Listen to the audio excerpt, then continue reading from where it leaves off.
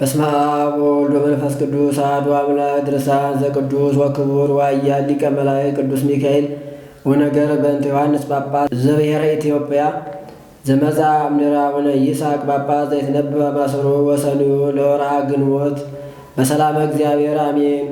ትንብልናሁ አስተውቆቱ ያሉ ምስጋና ለዓለመ አሜን። በስም በአካል በግብር ሦስት በመለኮት በአገዛዝ በሥልጣን አንድ አምላክ በሚሆን በአብና በወልድ በመንፈስ ቅዱስ ስም አምነን ግንቦት በባተ በ12 ቀን የሚጸለይ የኃያል ክቡር ሊቀ መላእክት የቅዱስ ሚካኤልን ድርሳን እንጀምራለን። ከአባታችን ከጳጳሱ ከይስሐቅ በኋላ ወደ ኢትዮጵያ የመጣ ጳጳስ ቅዱስ ዮሐንስን ነገር ሰላም እግዚአብሔርን አጋዥ አድርገን እናገራለን። የቅዱስ ሚካኤል ልመናውና ረድኤቱ ከእኛ ጋር ይኑር ለዘላለሙ አሜን። እንደ ሐዋርያው ቅዱስ ጳውሎስና እንደ ንጉሥ ቆስጠንጢኖስ ሃይማኖቱ የጸና የቁስጥንጥንያ ንጉሥ በሆነ በቴዎዶስዮስ ልጅ በንጉሡ በአርቃዲዎስ ዘመነ መንግሥትና በሊቀ ጳጳሱ በቅዱስ ዮሐንስ ዘመነ ሲመት ተአምር ተደረገ። በዚያን ዘመንም የንጉሡ የአርቃዲዎስ ሚስት ንግሥቲቱ ገንዘብ ከመውደዷ የተነሳ ድሃውን እየነጠቀች ብዙ ወርቅና ብዙ ብር ታከማች ነበር። ጳጳሱ ቅዱስ ዮሐንስ አፈወርቅም ይህን ተመልክቶ ይመክራትና ይገሥጻትም ነበር። እርሷ ግን የሚነግራትን ሁሉ አትሰማም። በአንዲት ዕለትም ንግሥቲቱ እንደ ልማዷ የአንዲት መበለትን ቦታ ቀማች። መበለቲቱም ወደ ቅዱስ ዮሐንስ ዘንድ ሂዳ ንግሥቲቱ አውዶክስያ ቦታዋን በግፍ እንደወሰደችባት ነገረችው። ቅዱስ ዮሐንስም የዚህችን ድሃ ቦታ ትመልስላት ዘንድ ልዩ ልዩ መንፈሳዊ ምክርን ጽፎ ለንግሥቲቱ ላከባት። አሁንም አይቻልም በማለት በእንቢታዋ ስለጸናች ከቤተ ክርስቲያን ገብታ ጸሎት እንዳታደርስ የክርስቶስንም ሥጋውና ደሙ እንዳትቀበል አወገዛት። በዚህን ጊዜ ተቆጥታ ስለ ክፉ ሥራቸውና ስለ በደላቸው ሁሉ እርሷ አውግዞ ከሹመታቸው የሻራቸውን ኤጲስቆጶሳት ሰብስባ ከክርስቲያን ወገን ለይቶኛልና ፍረዱኝ አለቻቸው። እነርሱም ንግሥቲቱን በድፍረት ስለተቃወመ ስደት ይገባዋል በማለት ተባብረው ፈረዱበት። ዳግመኛም ተቆጥታ ወደ ቄርሎስ መልእክተኞችን ላከች። ሌሎችንም ብዙ ጳጳሳት ሰብስባ ጳጳሱ ኤጲፋንዮስንም አስጠርታ ሊቀ ጳጳሱ ዮሐንስ ከእኔ ጋር ሊኖር አይገባውም፣ አስወጥቼ የሰደው ዘንድ ግን አይቻለኝም፣ እጅግ ያሳዝነኛልና ቢሆንም እናንተ በሕገ ክርስቲያናችሁ የሚሻርበትን ምክንያት ፈልጋችሁ ከሥልጣኑ ታዋሩልኝ ዘንድ እጠይቃችኋለሁ አለቻቸው። እነሱም ትምህርቱ በአራቱ ማዕዘን የተስፋፋ ሃይማኖቱ በምድር በሰማይ የመላ ይህ የእግዚአብሔር ባለሟል ቅዱስ ዮሐንስን ምን ለማድረግ እንችላለን አሏት። እሷም በእሱ ላይ ማድረግ የምትችሉትን ነገር ፈልጉ፣ እንዲሰደድ ወይም ከሀገር እንዲወጣ የማታደርጉ ከሆነ ቀድሞ ሃይማኖታችሁን ምን እንደሆነ ስለምታውቁ አምልኮተ እግዚአብሔር የሚፈጽምባቸውን አብያተ ክርስቲያናት ዘግቼ አብያተ ጣዖታትን እከፍታለሁ አለቻቸው። እነርሱም ይህች ሴት በልቧ ሰይጣን አድሮባታል፣ አሁንም እንደፈቀደች ታድርግ ብለው ምክራቸውን ጨረሱ። ከዚህም በኋላ ኤጲፋንዮስን ወደ ቅዱስ ዮሐንስ ልከው ንግሥቲቱ ያሰበችውን ሁሉ ነገረው። ቅዱስ ዮሐንስም ኤጲፋንዮስን እንዲህ አለው፣ ይህን ሁሉ ሕዝብ አታይምን? በመዓልትም በሌሊትም ከሚደርስብኝ ነገር ሁሉ ለመጠበቅ ከእኔ አይለዩም። ስለዚህ ወጣ ዘንድ አይቻለኝም። አሁንም እርስ በርሳቸው የዓይናችን ብርሃን ስለሆነ አባታችን ስለ ሊቀ ጳጳሱ ቅዱስ ዮሐንስ ፍቅር የንግሥቲቱን ቤተ መንግሥት እናቃጥላለን፣ ከሚስቶቻችንና ከልጆቻችን ጋራም እንሞታለን እንጂ ከቶ ከመካከላችን አሳልፈን አንሰጠውም እያሉ ተዘጋጅተዋልና አለው።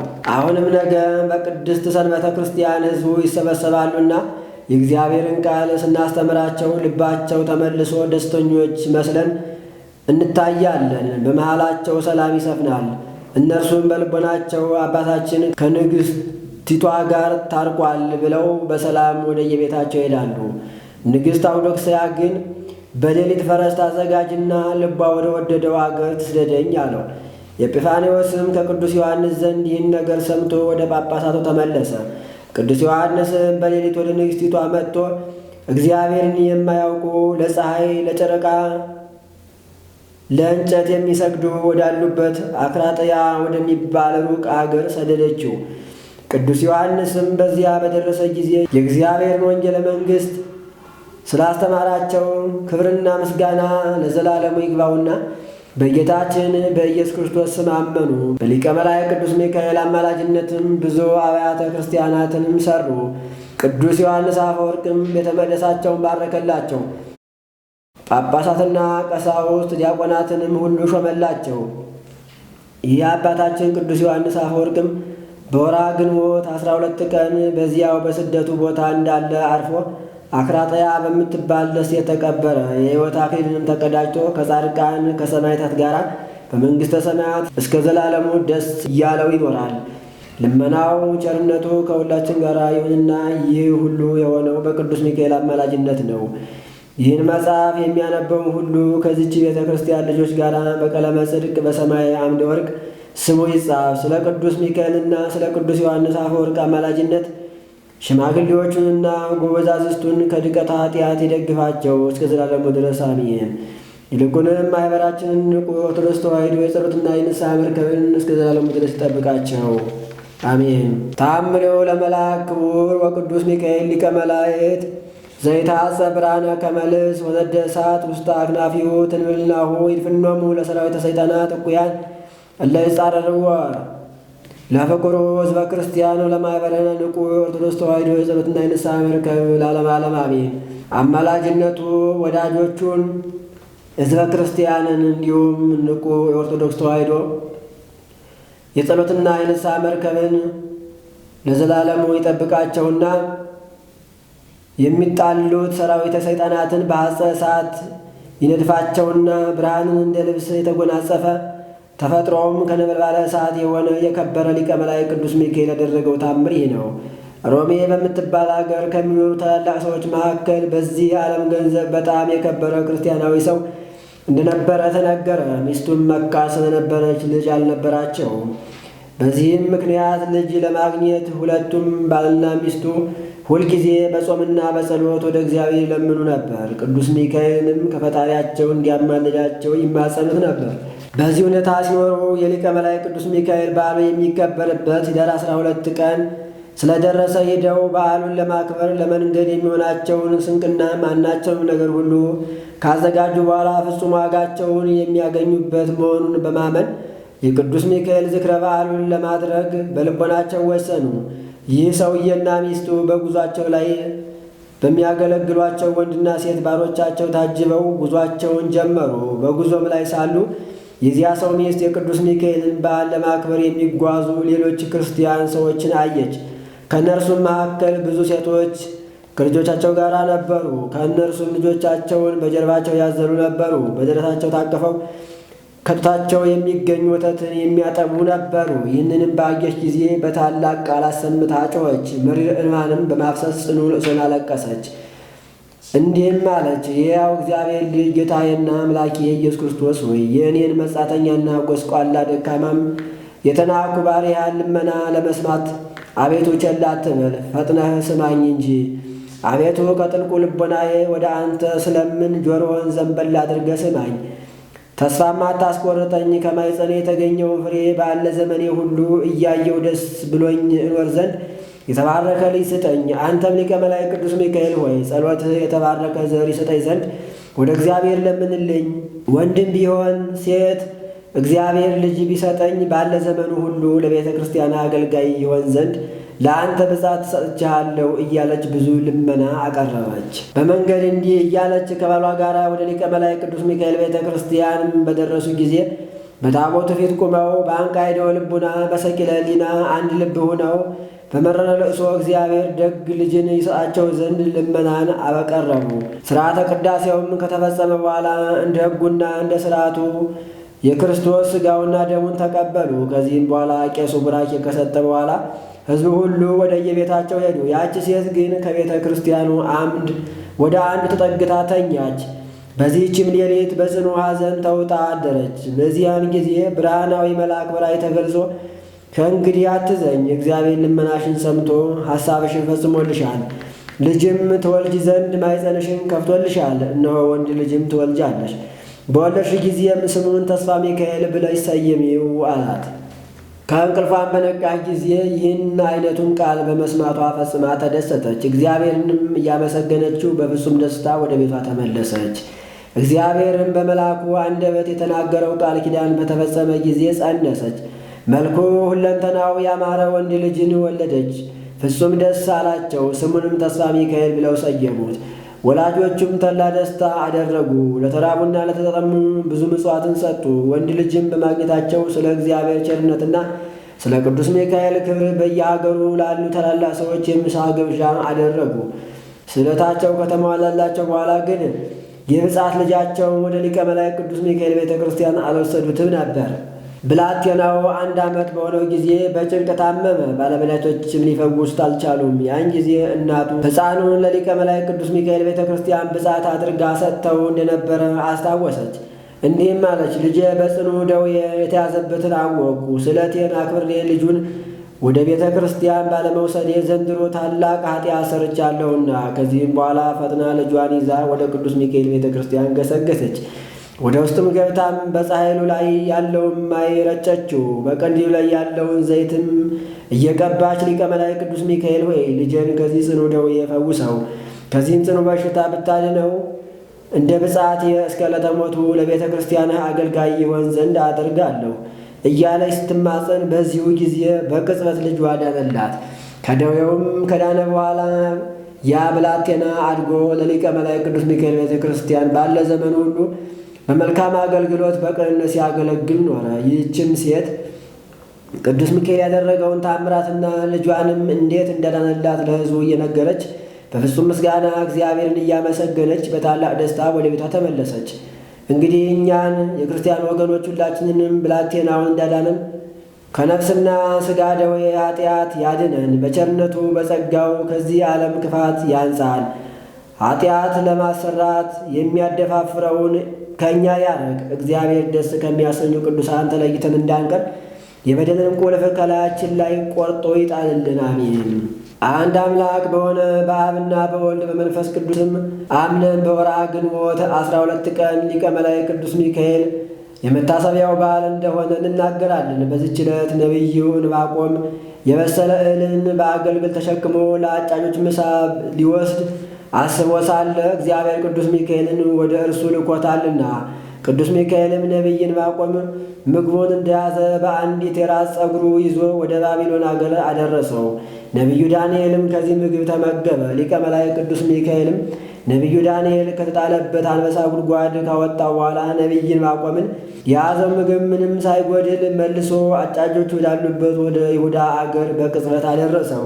ስለዚህም የከበረ መልአክ ሊቀ መላእክት ቅዱስ ሚካኤልን በዓል በየወሩ እናከብር ዘንድ የቤተ ክርስቲያን ሊቃውንት ታዘውናል። ጸሎቱና በረከቱ ከሁላችን ሕዝበ ክርስቲያን ጋር ይኖር። እንዲሁም ከማኅበራችን ንቁ የኦርቶዶክስ ተዋሕዶ የጸሎትና የንስሐ መርከብ ጋር ለዘላለሙ ይኑር አሜን። ሰላም ለህላዌከ ዘምስዋ አብ መቅደሰ ከመ ታይረግህየ ጸሎተ ቅዱሳን ጢሰ ኀፍረተ መስቀል ወልድ ጊዜ ታገሰ ይትራይ በድንጋጼ ዘታንቀዓዱ ነፍሰ ሚካኤል አትሃትከ ዋድነንከ ርእሰ።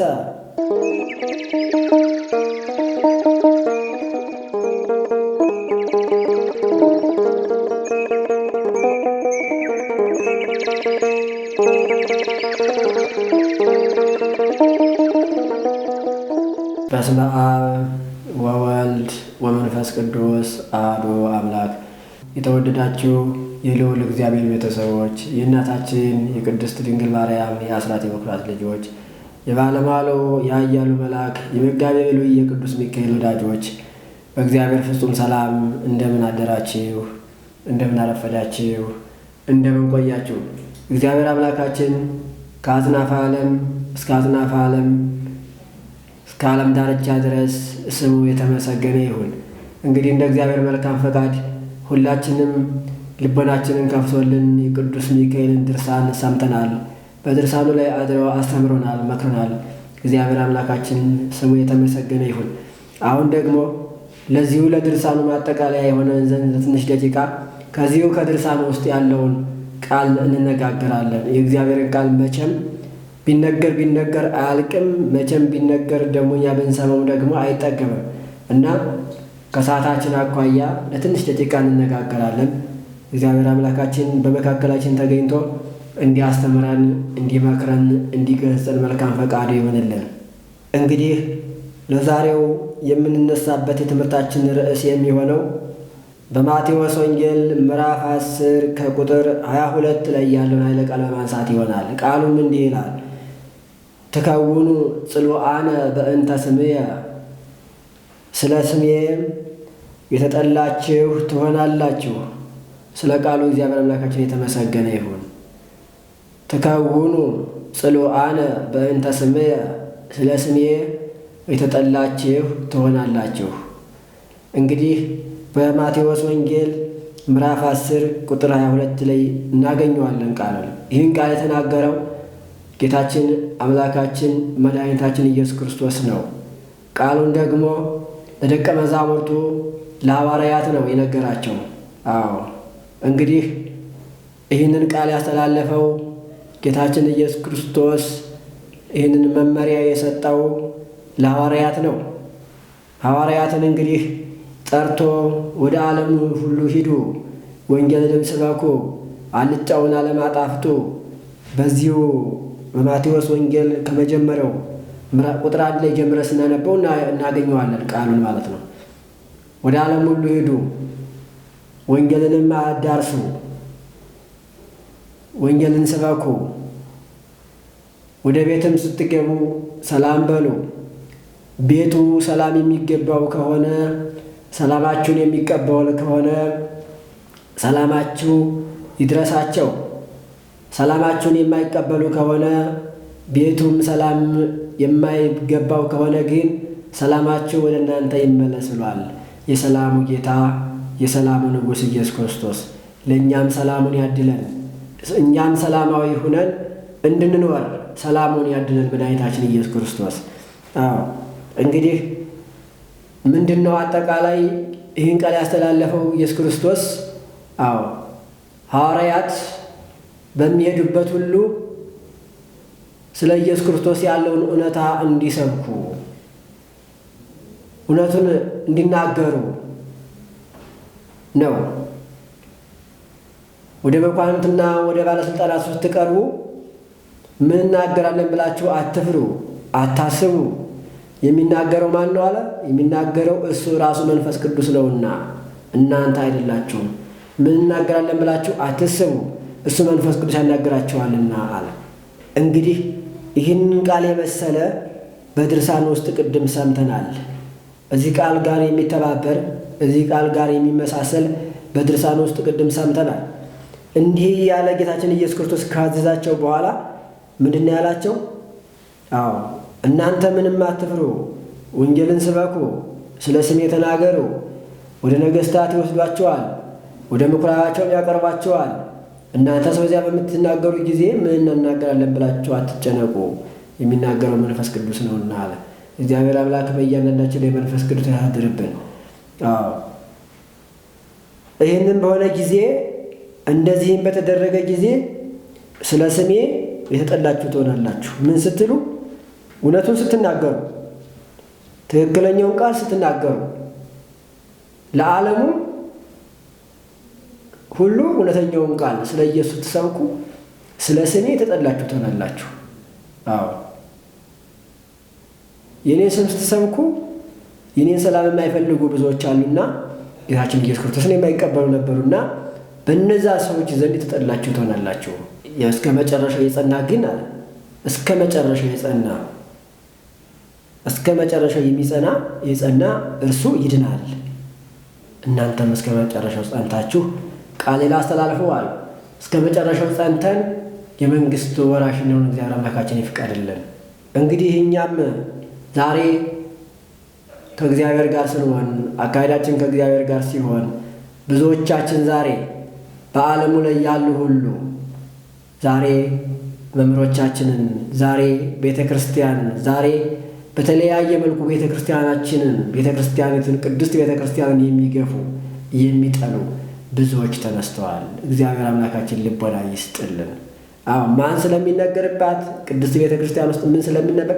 የእግዚአብሔር ቃል ስለሚነገር፣ እውነታው ስለሚነገር፣ የእግዚአብሔር መንግስቱ ስለሚሰበክ፣ የእግዚአብሔር አንድነቱ ሶስትነቱ ስለሚሰበክ፣ እውነቱ ስለሚሰበክ ዛሬ ብዙዎች ቤተ ክርስቲያንን ይገፋታል። ይሄ ነው እንግዲህ ስለ ስሜ ተጠላችሁ ትሆናላችሁ። ዛሬ ያን ጊዜ በሐዋርያት የተነገረው ዛሬ በዚህኛውም ዓለም ደርሷል። ግን እስከ መጨረሻው የጸና እርሱ ይድናል ብሏልና እስከ መጨረሻው እንድንጸና እግዚአብሔር አምላካችን ይፍቀድልን። እንግዲህ ቅድም በድርሳኑ ላይ የሰማነው አለ።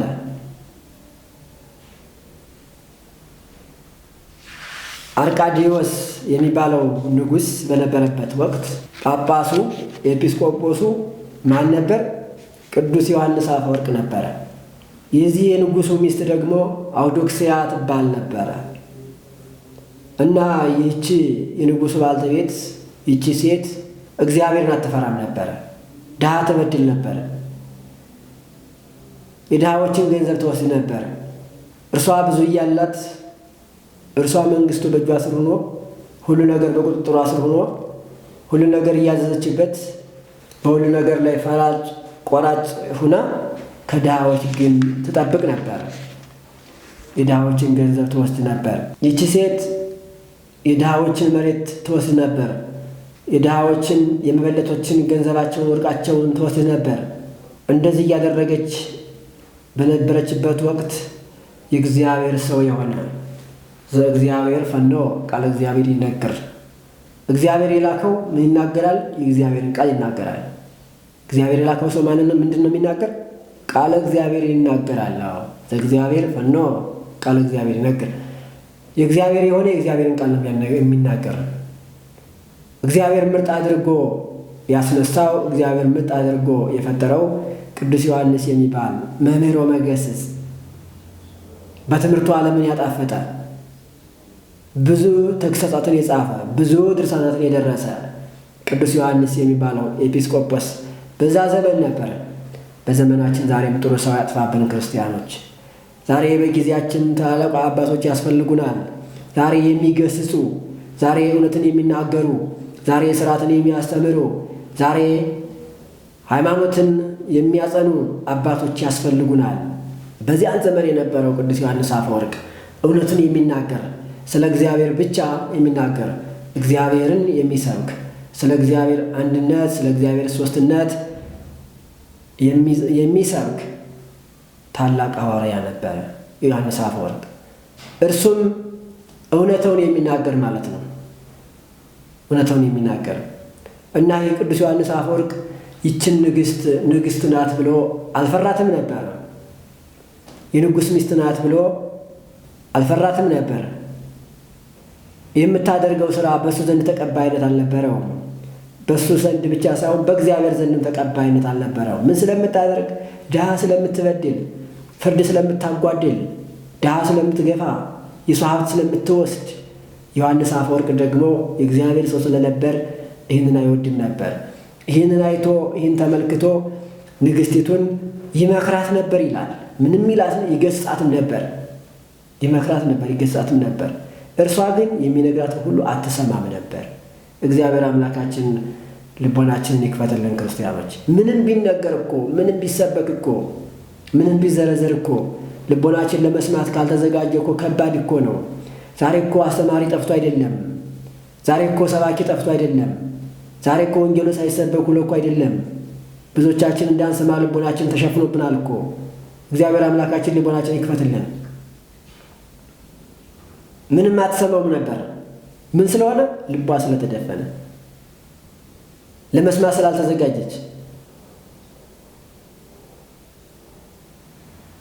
ለመስማት ስላልተዘጋጀች። እርሱ ግን ስላልሰማች ብሎ ከመናገር ወደኋላ አላለም። ዛሬም አባቶች ልታስተምሩ ይገባል። ዛሬ አባቶች፣ ኃላፊነት ያለባቸው አባቶች ልትገስጹ ይገባል። እውነታውን መንገድ ለልጆች ልትነግሩ ይገባል። የእግዚአብሔር መንገድ ልታስታውሱ ይገባል። ዛሬ አትስረቅ፣ አትቅጠፍ፣ አትግደል የሚለውን ነገር ልትነግሩ ይገባል። ዛሬ የሰው ገንዘብ አትውሰዱ የሚለውን ወንጌል ልታስተምሩ ይገባል። ዛሬ እናንተ ያልሆነ ነገር አትውሰዱ የሚለውን ነገር ልታስተምሩ ይገባል። ምንም ሳትፈሩ እውነተኛውን ልታስተምሩ ይገባል። እንደ ቅዱስ ዮሐንስ አፈወርቅ ማለት ነው። እርሱ ይገስጻት ነበር። ከመገሰጽም በላይ መልካም መልካም ነገሮችን እየጻፈ ይመክራት ነበር። ዛሬ አባቶች፣ መምህራኖች፣ የሚጠበቅብን ሰዎች ሁሉ ዛሬ ዓለሙን መስለን ሳይሆን እግዚአብሔርን መስለን፣ ሐዋርያትን መስለን፣ ነቢያትን መስለን ልንኖር ይገባናል። ክርስቲያኖች እውነታውም ከመናገር ወደኋላ ማለት የለብንም። በአንዲት ዕለትም ይላል በአንዲት ዕለትም ይህንን እየነገራት እያለ እሷ ደግሞ በአንዲት ዕለትም ንግሥቲቱ እንደ ልማዷ የአንዲት መበለትን ቦታ ቀማች። መበለቲቱም ወደ ቅዱስ ዮሐንስ ዘንድ ሂዳ ንግሥቲቱ አውዶክስያ ቦታዋን በግፍ እንደወሰደችባት ነገረችው። እንግዲህ ይቺ መበለት ምንድን ነች? መበለት ማለት ምን ማለት ነው? መበለት ማለት እኮ ምንም የሚረዳው የሌለ፣ ምንም አጥራጣሪ፣ ወመንዘሪ፣ ቤት ሰሪ፣ ረዳት፣ ደጋፊ የሌላት ማለት ነው። መበለት ማለት ምንም የሌላት፣ ከማን ብቻ ተስፋ ነው የምትጠብቅ? ከእግዚአብሔር ብቻ፣ ከእግዚአብሔር ብቻ። ይሄ ነው መበለት ማለት። ምንም የሌላት፣ የምትለብሰው የምትቀምሰው ረዳት የሌላት ማለት ነው። ድሃ ማለት ነው። የሚንከባከባት የሌለ። ከዚያውም ብሶ ትንሽ ቦታ ነበረቻትና ይህንን ቦታዋን በግፍ ወሰደችባት። በምኗ ተመክታ? በስልጣኗ ተመክታ፣ በኃይሏ ተመክታ፣ በሰራዊቷ ተመክታ። እግዚአብሔር አምላክ ከዚህ ትምክተኝነት ያውጣል። ይሄ ለእኛ ጠቃሚ አይደለም። ይሄ ለእኛ የሚያሻግረን አይደለም። ይሄ ለእኛ መንግስቱን ጽድቁን የምንወርስበት አይደለም። በስልጣኗ ተመክታ የዚችን መበለት ቦታ ወሰደችባት። አልሰረቀችም። ይችን መበለት አልወሰደችም፣ አልሰረቀችም፣ አልዘረፈችም። የራሷ ነው። ዛሬ ብዙዎቻችን እንደዚህ የምናደርግ ሰዎች አለን። ብዙዎቻችን በስልጣናችን የምንመካ ሰዎች፣ ዛሬ ስልጣንን ተመክተን ስልጣንን ተንተርሰን የሰውን ገንዘብ የምንዘርፍ ሰዎች፣ ሰውን የምናሳድር ሰዎች፣ ሰውን የምናሰቃይ ሰዎች፣ ዛሬ ብዙዎቹን ሰዎች የምንገፋቸው ሰዎች አለን። እግዚአብሔር አምላክ ከዚህ ይሰውራል። ልቦና ሚስጠር። አዎ ዛሬ የራሳችን እያለን አለበቃን ያለ ሰዎች አለን። ዛሬ የራሳችን ሞልቶን ተርፎን ነገ ስንሄድ ጥለነው ልንሄድ እየተዘጋጀን የሰውን አሻለውን የምናይ ሰዎች አለን። ስልጣንም እኮ አንዳንድ ጊዜ ጥሩ ነገር ነው ልንሰራበት። እግዚአብሔር በነገራችን ላይ እግዚአብሔር ይላል። እግዚአብሔር የሚሾመው ማን ነው? እግዚአብሔር ነው። የሚሾመውን እግዚአብሔር ከሾመ ወንበር ላይ እንዲቀመጥ ካደረገው፣ ስልጣን ላይ እንዲወጣ ካደረገው፣ ታዲያ ለምንድን ነው የሾመውን እግዚአብሔርን የማይፈራ? የሾመውን እግዚአብሔርን ያከበረውን እግዚአብሔርን የማያከብር ለምንድን ነው? የሾመውን እግዚአብሔርን የሰማይም የምድርም ንጉሥ የሆነውን እግዚአብሔርን የማይፈራ ለምንድን ነው የሚለው ነገር ይነሳል። ዛሬ እንደዚህ የምናደርግ ሰዎች ልቦናችን ልንመልስ ይገባል። ወደ እግዚአብሔር ልንመልስ ይገባል። ነገ ሁሉም ኃላፊ ነው። ነገ ሁሉም ቀሪ ነው። ነገ ሹመቱም፣ ገንዘቡም፣ ምድሪቱም አጠቃላይ ዓለም እስከነ ግሳንግሷ እስከነ ፍጥረቷ ድረስ ዓለም ትቀራለች። ዓለም ትቀራለች። ዓለም እንደምትቀር ደግሞ ሁላችንም ልንመለከት፣ ሁላችንም ልናስብ ይገባናል። ይህች ንግሥት ይህን ባለማሰብ የዚችን የድሃይቱን ገንዘብ ወሰደችባት። ዛሬ በዚህ ውስጥ የምንኖር ዛሬ በዚህ በተመሳሳይ ሕይወት ውስጥ የምንኖር ሰዎች አለን። ምድራችን ያስቸገረ ይሄ ነው። ምድራችን ውስጥ በቃ ያጣበበ ነገር ቢኖር ይሄ ነው። ሰው ለሰው አላሰበም። ሰው ለሰው አያስብም። ዛሬ ይሄ ነው አገራችን እንዳትባረክ የሚያደርገው፣ አገራችን በረከት እንዳይኖር የሚያደርገው ይህ ነው። ዛሬ ሰውን ያለምንም ምክንያት ሰው በአርአያ ሥላሴ የተፈጠረን ሰው የሥላሴን ሕንፃ ሰው ዝም ብሎ ይገላል። ለምን ይገደላል? ለምን ይሞታል? ሰው መሞት ያለበት በጊዜው ነው። ከሞት ባይቀርም ግን እኛ ልንገለው አይገባም። ወደዚህ ምድር ያመጣው ከአፈር የሰራው ሕይወትን እስትንፋስን እፍ ያለበት እግዚአብሔር አምላክ ነው መውሰድ ያለበት። ዛሬ በዚህ ውስጥ የምንኖር ሰዎች ብዙዎች አለን። አዎ እንኳን አይደለም ስልጣን ይቅርና ዛሬ ተሹመን ነገ ጧት ልንወርድ እንችላለን። በአንድ ቀን ልዩነት እንኳን አይደለም ይሄ ነገ ከፊታችን ጭራሹን ጥለውን እያልን ለምን ክፋት እንሰራለን? ምን ይጠቅመናል? በዚህ ህይወት ውስጥ የምንኖር ሰዎች ዛሬ አለን። እግዚአብሔር አምላክ ይቅር ይበላል። ዋናው ይሄ ነው። እግዚአብሔር አምላክ ይቅር ይበላል። እኛም ልቦናችንን እንመልስ። ይህች ሴት የዘችን መበለት ሀብት ወሰደችባት። እግዚአብሔር አምላክ ደግሞ ያያል፣ ግፈኞችን ያያል። እግዚአብሔር አምላክ የተቸገሩትን ያያል። እግዚአብሔር አምላክ ዳኛ ለሌላቸው ዳኛ ይሆናል። ዳኛ ለሌላቸው ዳኛ ይሆናል። እግዚአብሔር አይሆንም እንዴ? ይሆናል። ዳኛም በዳኝነቱ ወንበር ላይ እንዲቀመጥ ያደረገ እግዚአብሔር፣ አዎ የሰማይም የምድርም ንጉሥ። ምድራዊ ንጉሥ ካልፈረደ ሰማያዊ ንጉሥ ይፈርዳል። አዎ እግዚአብሔር አምላክ ይፈርዳል። ይህችን ሴት ግን እግዚአብሔር እያየ ነበረ። አዎ ሂዳ ይህችን መበለት ለቅዱስ ዮሐንስ ነገረችው። ለቅዱስ ዮሐንስ ለምን ነገረችው? መካራ አባት ስለነበር፣ ገሳጭ አባት ስለነበር፣ እውነቱን የማያልፍ አባት ስለነበር። ዛሬ ሁላችንም አባቶች በአባቶች ቦታ ልንገኝ ይገባናል።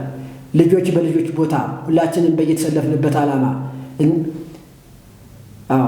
ልጆች ስንመከር የምንሰማ፣ አባቶች ደግሞ የምንመክር ልንሆን ይገባናል። ክርስቲያኖች ሁላችንም በያለንበት እና ይህች ሴት ከክፋቷ ስላልተመለሰች የምታደርገውን ነገር እያጠናከረች ስለሄደች ቅዱስ ዮሐንስ አፈወርቅ አሁንም ፈርቶ ለስልጣኑ ብሎ አባ መባልን መርጦ አልተዋትም። አባ መባልን መርጦ ቢሆን ኑሮ እሷ ላይ ገሥጻትም ነበር። ተከብሮ በነበረበት ሀገር ውስጥ ይኖር ነበር። ይህን ካደረግሽማ ብሎ መክሯት እምቢ ስላለች፣ ገሥጿት እምቢ ስላለች ምንድን ያደረጋት? ታይ አላት፣ አትውሰጂባት፣ የሚረዳት የላትም፣ ድሃ ናት፣ አይቻልም በማለት በእንቢቷ ስለጸናችበት ይላል ከቤተ ክርስቲያን እንዳትገባ። አያችሁ፣ ከቤተ ክርስቲያን እንዳትገባና ሥጋው ደሙንም እንዳትቀበል አድርጎ አወገዛት። ለምን ቢባል ሥጋው ደሙን እንዳትቀበል ለምን አደረጋት ቢባል ቂም ይዞ ጸሎት፣ ሳል ይዞ ስርቆት አይሆንምና ይላል። ቂም ይዞ ጸሎት፣ ሳል ይዞ ስርቆት ስለማይሳካ ስለማይሆን እርሷ የሰው ገንዘብ ወስዳለች። የሰው ገንዘብ የወሰዳችሁ ሳትመልሱ፣ የተጣላችሁ ሳትታረቁ፣ የበደላችሁ ሳትክሱ፣ ካህኑ በቅዳሴው ላይ የሚያስተላልፉት መልእክት ይሄ ነው። የሰው ገንዘብ የወሰዳችሁ ሳትመልሱ፣ የተጣላችሁ ሳትታረቁ ብትቆርቡ ሥጋው እሳቱን ይበላቸዋል፣ ደሙ ማያባይሩ ያሰጥማቸዋል። እና ይህንን አድርጉ፣ ይህንን ስራቸውን ትታችሁ ሥጋው ደሙን ተቀበሉ ብለው ካህኑ በቅዳሴ መካከል ላይ የሚናገረው ቃል ይህ ነበርና እርሷ የሰው ገንዘብ ወስዳለች። እሷ መበለቲቱን አሰቃይታለች። እሷ ድሃይቱን ገፍታለች። እሷ ድሃይቱን በምድር ላይ እንዳትኖር አድርጋለች። እሷ ብቻ ሳይሆን ብዙ ድሃዎችን አንገላታለች በምድር ላይ። እግዚአብሔር ባመጣው ምድር ላይ፣ እግዚአብሔር በፈጠረው ምድር ላይ እንዴት ሰው ሀብቱን ይቀማል? እንዴት ሰው እንዳይኖር ይደረጋል? እኩል እኮ ነው በዚህ ምድር ላይ እኩል። ያችም ንግስቷም እሷም እኮ በዚህ ምድር ላይ እኩል ነው አላቸው። ስላደረገች አንቺ የሰው ገንዘብ ወስደሻል፣ ለሥጋው ደግሞ ብቁ አይደለሽም ብሎ ቅዱስ ዮሐንስ አፈወርቅ ከለከላት፣ ገሰጻት ይላል። ከዚህ በኋላ እርሷ ደግሞ በስልጣኗ ተመክታ ተቆጥታ እርሱ እንዲሁ ክፉ ስራን ስለማይወድ በእርሱ ዘንድ የነበሩ አገልጋዮች ጳጳሳት፣ ኤጲስቆጶሳት ነበሩና እነሱንም ክፉ አትስሩ ብሎ የለያቸው ሰዎች ነበሩ። እነሱን ሰብስባ የቅዱስ ዮሐንስ አፈወርቅ እኮ ከክርስቲያን ወገን እንዳልሆን ከለከለኝ፣ ከክርስቲያኖች ጋር እንዳልሆን ወደ ቤተ ክርስቲያን እንዳልገባ ከልክሎኛልና ፍረዱኝ አላቻቸው። እነርሱ ደግሞ ንግሥቲቱን ደፍረዋልና በንግሥቲቱ ላይ የድፍረት ቃል ተናግሯልና ምን ይሁን አሉ? ይሰደድ። አያችሁ፣ ይህ የሽሙጥ ነገር ንግሥቲቱን በድፍረት ተናግሯልና የተናገረው እውነቱን ነው። የተናገረው ሐቁን ነው። የተናገረው የሰው ገንዘብ አትውሰጅ፣ ድሃ አትበድይ ነው ያለው። ንግሥቲቱን በድፍረት ተናግሯልና ይሰደድ ብለው ፈርደውበት ነበር። እርሷ ደግሞ እንዳይሰደድስ ያሳዝነኛል፣ ከዚህ በፊት ብዙ ነገሮችን ሰርቷል። ብዙ ትዝ የሚሉኝ ጥሩ ስራዎች አሉ። ጥሩ አባት ነው። ጥሩ መካሪ ነው። ለሀገራችን ጠቃሚ ነው። ወሳኝ ነው። እንዲሰደድ እንኳን አልፈልግም። ግን አገር ውስጥ እዚህ ሆኖ ተቀምጦ ስልጣኑ የሚሻልበትን መንገድ ፈልጉልኝ አለችላል። ከዚህ በኋላ እርሷ እንደጨከነችበት ሲያውቁ ንግሥቲቱ አንተን ከስልጣን እንድትሽር ትፈልጋለች ብለው ሲነግሩት ታሪኩን ባጭሩ ለማድረግ ፈልጌ ነው። እነሆ እኔ ለሕዝቤ መሰናክል እንዳልሆን በዚህ በሌሊት ሕዝቡ እንዳያዩኝ፣ ሕዝቡ ተስፋ እንዳይቆርጡ፣ ሕዝቡ ከቤተ ክርስቲያን እንዳይቀሩ፣ ሕዝቡ እኔን ሲያጡ ተስፋ ይቆርጣሉና እኔም በሌሊት ንግሥቲቷ ከዚህኛው አገር ወደ ፈለገችው ምድር ወደ ፈለገችው ሀገር ትስደደኝ፣ ትስደደኝ አለ። እንግዲህ ምንድነው? ስለ ስሜ የተጠላችሁ ትሆናላችሁ። ምን አድርጎ ነው ቅዱሳን የተጠላው? የእግዚአብሔርን ስም ተናግሮ ነው። እውነቱን እግዚአብሔር ምንድን ነው የሚለው? አትበድሉ ነው አይደለም? ዋናው በቃ ጥሩ የእግዚአብሔር ዋናው ጥሩ ስራ ስሩ ነው አይደለም? የእግዚአብሔር ትእዛዝ። ቅዱስ ዮሐንስ አፈወርቅም አትበድይ፣ ጥሩ ስራ ስሪ፣ ድሃ አትበድይ ብሎ የእግዚአብሔርን ቃል ስላልተናገረ የእግዚአብሔርን ስም ይዞ ስለሄደ ስለ ስም የተጠላችሁ ትሆናላችሁ። እንዴት እውነት ትናገራለህ ተብሎ ስለተጠላ ቅዱስ ዮሐንስ አፈወርቅ በግዞት እግዚአብሔርን የማያውቁ ለእግዚአብሔር የማይሰግዱ ለፀሐይ፣ ለጨረቃ፣ ለከዋክብት፣ ለእንጨት ወደሚሰግዱ ሀገር ተሰደደ። ወሰው የሰደዱክሙ ውስተ ዛቲ ሀገር ውዩ ሀበካልታ ሀገር። ስለ ስሜ ከዚህ ሀገር ቢያሳድዷችሁ ምን በሉ ነው ያለው? ወደ ሌሊቱ ሀገር ሂዱ። በእኔ ስም ብትሳደዱ በዛ አገር ማን አለ? እግዚአብሔር አለ። በምድራዊ ብትሰደድ በሰማይ ስደት የለም። ክርስቲያኖች ምድራዊ ስደተኛ ብንሆን ሰማያዊ ስደተኛ እንሆናለን እንዴ? አንሆንም አይደል? በምድር ላይ ብንሰደድ፣ በምድር ላይ ሰዎች ቢያሳድዱን፣ በምድር ላይ አላውያን ነገሥታት ቢገፉን፣ በምድር ላይ አላውያን መሳፍንት ቢያሳድዱን፣ በምድር ላይ ስለ ጌታችን ኢየሱስ ክርስቶስ ስም ብንጠላ በሰማይ ስደት የለም። ደስ ይበላችሁ። እግዚአብሔር አምላካችን ስሙ የተመሰገነ ይሁን። ስለ ስሜ የተጠላችሁ ትሆናላችሁ። ቅዱስ ዮሐንስ እውነቱን ስለተናገረ ስለ ስሙ ተጠላ። ስለ ስሙ በግዞት እንዲሄድ ተደረገ። ለዛውም እንዲጎዳ ተብሎ እግዚአብሔርን በማያመልኩ ሰዎች ውስጥ እንዲቀመጥ ተደረገ። ለፀሐይ፣ ለጨረቃ፣ ለእንጨት ግን ወደሚሰግዱ ሰዎች ተላከ። እግዚአብሔር አምላክ በዚህ አለ። እግዚአብሔር አምላክ ቅዱስ ዮሐንስ በሄደበት ቦታ አለ። እግዚአብሔር አምላካችን በየሄድንበት ይከተላል። ክርስቲያኖች እግዚአብሔር አምላክ አብሮን ካለ ምንም ነገር የለም። ዛሬ በዚህ ምድር ላይ የሚያዝኑ ይላል በሰማይ ደስተኞች ናቸው። በዮሐንስ ወንጌል ምዕራፍ 5 ላይ ዛሬ በዚህ ምድር ላይ የሚራቡ በዚያኛው ዓለም ይጠግባሉ። ዛሬ በዚህ ምድር ላይ የሚታረዙ በዚያኛው ዓለም ይለብሳሉ ይላል እና ዛሬ እኛ በዚህ ምድር ላይ ስንኖር ስለ እግዚአብሔር ስም ብለን ብንገፋ፣ ስለ እግዚአብሔር ስም ብለን እውነትን ብንናገር በዚያኛው ዓለም ዋጋችን አለ። በዚያኛው ዓለም ዋጋችን ስለምናገኝ እውነቱን መናገር፣ እውነቱን መማር፣ እውነቱን ማስተማር ይጠበቅብናል። እውነቱን ተናግረን የጽድቅ ወራሽ የመንግስት ወራሽ እንድንሆን እግዚአብሔር አምላካችን ይፍቀድልን። ቅዱስ ዮሐንስ አፈወርቅ ወደዛ አገር ሄደና እነዛ ሰዎች እግዚአብሔር አይደለም ለእግዚአብሔር ማምለክ እግዚአብሔር የሚባል ነገር አያውቁም ነበር። በዛ ሄዱ። አሁንም የእግዚአብሔርን ቃል ከመናገር አላረፈም። የእግዚአብሔርን ቃል የእግዚአብሔር ወንጌለ መንግስት ምን አላቸው? ሰበከላቸው ይላል። የእግዚአብሔርን ወንጌለ መንግስት ሰበከላቸው። እነሱም በዚሁ በቅዱስ ዮሐንስ ወንጌል ትምህርት አምነው ተጠምቀው ወደ እግዚአብሔር ተመለሱ ይላል። ስሙ የተመሰገነ ይሁን። ብዙ አብያተ ክርስቲያናትንም አሰራና ባረከላቸው፣ ቀደሰላቸው፣ ክርስቲያኖችም እንዲሆኑ አደረጋቸው ይላል። ስሙ የተመሰገነ ይሁን። እንግዲህ እግዚአብሔር እሱ በሄደበትም ሀገር እዛው አለ፣ እግዚአብሔር አለ። እግዚአብሔር እኛ በውስጣችን ካኖር ነው። እግዚአብሔር የት ነው ያለው? እኛ እግዚአብሔርን ልቦናችን ውስጥ ካስቀመጥ ነው፣ በልቦናችን ውስጥ ቦታ ከሰጠ ነው፣ እኛ በምንሄድበት ቦታ ሁሉ እግዚአብሔር አለ። እግዚአብሔር አምላካችን ስሙ የተመሰገነ ይሁን። ስለ ስሜ የተጠላችሁ ትሆናላችሁ። በዚህኛው ሀገር ብታሳደደው ንግሥቲቱ ተመክታ በሀብቷ ተመክታ በስራ ተመክታ ብታሳድደው እግዚአብሔር አምላክ በዛኛው ዓለም ሞገስ ሆነው። በዛኛው ዓለም እግዚአብሔር ምን ሆነው? ሞገስ ሆነው ኃይል ሆነው ብርታት ሆነው ዓላማው የሱ ወንጌልን መስበክ ነው። ዓላማው የሱ ስለ እግዚአብሔር መናገር ነው። ዓላማው የሱ ትምህርትን ማስፋፋት ነው። ዓላማው የሱ ሰዎችን ወደ ሕይወት መመለስ ነበር። በዛም በሄደበትም እግዚአብሔር አብሮት ነበርና ሰብኮ ብዙዎችን መለሳቸው ይላል። እንደዚህ አድርጎ በዚሁ በግንቦት 12 ቀን በመልካም ሕይወት የእግዚአብሔርን ወንጌል ሲሰብክ ኑሮ እግዚአብሔር ረዳት ሆኖት፣ እግዚአብሔር አጋዥ ሆኖት፣ እግዚአብሔር አስፈጽሞት በዚሁ በግንቦት 12 ቀን በሰላም የሕይወትን አክሊል ተቀዳጅቶ አረፈ ይለናል። ስሙ የተመሰገነ ይሁን። ሁላችንም በዚህ ምድር ላይ ስንኖር አንድ በቃ መሞታችን ስለማይቀር መሄዳችን ስለማይቀር ሰው የሆነ ሁሉ ሟች ነው። ሰው የሆነ ሁሉ ስለሚሞት ሞታችንን ልናስብ ይገባናል። ሰው ሆይ የምትሞትበትን ቀን አስብ አይደል የሚለው? ሰው ሆይ የምትሞትበትን ቀን፣ መሞታችን ስለማይቀር ሁላችንም የምንሞትበትን ቀን ልናስብ ይገባል። ዮሐንስ አፈወርቅ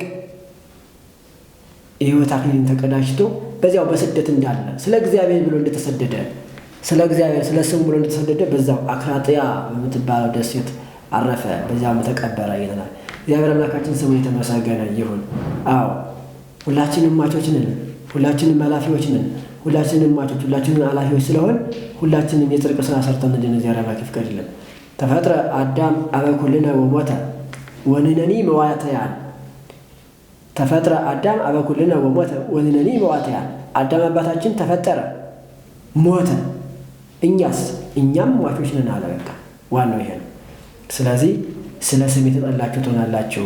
ስለ እግዚአብሔር ስም ብንጠላ፣ ስለ እግዚአብሔር ስም ብንሰደድ በሰማይ ስለምናገኘው ክብር ብለን እግዚአብሔር አምላክን እንድናስብ መልካም ፈቃድ ይሁንልን። በቃሉ ላይ አድሮ ላስተማረን፣ ለመከረን፣ ለገሰጸን ለባሕርይ አምላካችን ክብር ምስጋና ይግባው። ወስብሐት ለእግዚአብሔር አሜን። አባታችን ሆይ በሰማያት የምትኖር ስምህ ይቀደስ፣ መንግሥትህ ትምጣ፣ ፈቃድህ በሰማይ እንደሆነች እንዲሁም በምድር ትሁን። የዕለት እንጀራችንን ዛሬ በደላችንን ይቅር በለን እኛም የበደሉንን ይቅር እንደምንል። አቤቱ ወደ ፈተና አታግባን ከክፉ ሁሉ አድነን እንጂ መንግሥት ያንተ ናትና፣ ኃይል፣ ክብር፣ ምስጋና ለዘላለሙ አሜን። እመቤታችን ቅድስት ድንግል ማርያም ሆይ በመልአኩ በቅዱስ ገብርኤል ሰላምታ ሰላም እንልሻለን። በሐሳብሽ ድንግል ነሽ፣ በሥጋሽም ድንግል ነሽ። አሸናፊ የእግዚአብሔር እናት ሆይ ሰላምታ ላንቺ ይገባሻል። ከሴቶች ሁሉ ተለይተሽ አንቺ የተባረክሽ ነሽ፣ የማኅፀንሽ ፍሬ የተባረከ ነው። ጸጋን የተመላሽ ሆይ ደስ ይበልሽ፣ ልዑል እግዚአብሔር አምላክ ከአንቺ ጋር ነውና ከተወደደው ልጅሽ ከጌታችን ከመድኃኒታችን ከኢየሱስ ክርስቶስ ዘንድ ይቅርታና ምሕረትን ለምኝልን ኃጢአታችን ያስተሰርይልን ዘንድ ለዘላለሙ አሜን። ምስጋና ይገባል አንድ አምላክ ለሚሆን ለአብ ለወልድ ለመንፈስ ቅዱስ ዛሬም ዘወትርም ለዘላለሙ አሜን።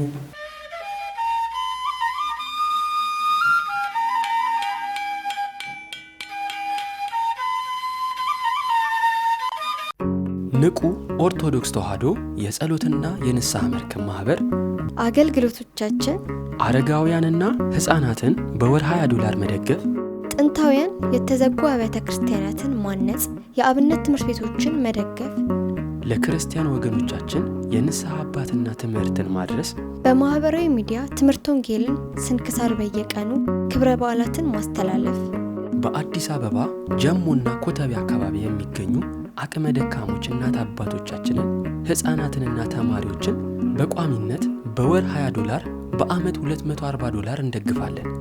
በዚህ የችግር ቀን ከ250 በላይ ከሆኑ ኢትዮጵያውያን ወገኖቻችን ጎን ቆመናል። በገጠር የሚገኙ ጥንታውያንና ታሪካውያን ገዳማትን፣ የአብነት ትምህርት ቤቶችንና ተማሪዎችን የወንዝ ሙላት፣ የበረሃ ጉዞ፣ የመንገድ መደርመስ፣ ዝናብና ብርድ ሳይበግረን ገዳማትን እያሳነጽን የአብነት ተማሪዎችን እየደገፍን መነኮሳት አባቶችንና እናቶችን እየረዳን እንገኛለን። በንቁ ኦርቶዶክስ ተዋሕዶ የጸሎትና የንስሐ መርከብ የዋትስአፕ ማኅበር ላለፉት 5 ዓመታት በአሜሪካ፣ በካናዳ፣ በአውሮፓ፣ በአውስትራሊያ እንዲሁም በአረብ ሀገራት የሚገኙ ክርስቲያን ወንድም እህቶቻችን ቤተ ክርስቲያንና የንስሐ አባት በማጣት ለሚቃጠሉ የንስሐ ትምህርቶችን በማቅረብ የንስሐ አባት በማገናኘት እንዲሁም የህብረት ጸሎት እንዲያደርጉ በማድረግ ላይ እንገኛለን። ወደፊትም ከዚህ በበለጠ በአገልግሎት እንተጋለን። በማህበራዊ ሚዲያ በይበልጥ በንቁ የጸሎትና የንስሐ መርከብ የዩቲዩብ ቻናል ትምህርት ወንጌል ለዓለም እንዲዳረስ በማድረግ በዓላትን በማስተላለፍ ገዳማትን በማስጎብኘት ይበልጡኑ የቅዱሳን አባቶች የተጋሉ ዜናን ለማድመጥ በረከት ለማካፈል በየቀኑ መጽሐፈ ስንክሳር ይቀርባል። የእናንተን የውድ ቤተሰቦቻችንን ፍላጎት በመረዳት በቅርብ ቀን አዳዲስ ወቅታዊና ሕይወትን የሚፈትሹ ስብከቶችን በየሳምንቱ በቋሚነት የምናቀርብ መሆኑን እያበሰርን ለዚህ ሁሉ ዘርፈ ብዙ አገልግሎት መሳካት ያለ እረፍት በማስተባበር የምትደክመው የኔነ ተስፋዬ ወይም ወልደ ገብርኤል ከዚህ በላይ በአገልግሎት እንድትተጋ መጠራትህን መመረጥህን እያሰብክ ብዙዎች ወደ ቀናው መንገድ እንድትመራ አድራ እንልሃለን። ንቁ የጸሎትና የንስሐ መርከብ የዩቲዩብ ፔጃችንን ሰብስክራይብ በማድረግ ቤተሰብ ይሁኑን። የደውል ምልክቱን በመጫን ዕለታዊ ዝግጅቶቻችንን ይታደሙ፣ ለወዳጆም ያጋሩ። የፌስቡክ እና የዋትስአፕ ፔጃችን አባል ይሁኑ። ንቁ ኦርቶዶክስ ተዋሕዶ የጸሎትና የንስሐ መርከብ